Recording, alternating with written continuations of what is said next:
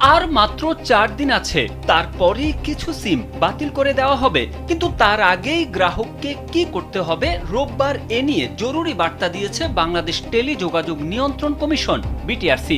আপনার অতি গুরুত্বপূর্ণ সিমটি যদি একবার বাতিল হয়ে যায়, তারপর সিমটি ফিরে পেতে যতই চেষ্টা করুন না কেন কোনো লাভ হবে না।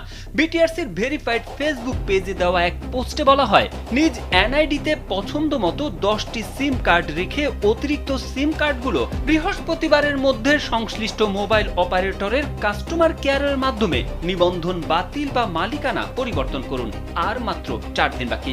এক ব্যক্তির নামে 10টির বেশি সিম থাকলে সেগুলো বৃহস্পতিবারের মধ্যে সংশ্লিষ্ট অপারেটরের মাধ্যমে নিবন্ধন বাতিল বা মালিকানা পরিবর্তন করতে হবে। যদি গ্রাহক নিজে অতিরিক্ত সিম নিবন্ধন বাতিল বা মালিকানা পরিবর্তন করতে ব্যর্থ হন, তাহলে কমিশন দৈব চয়নের ভিত্তিতে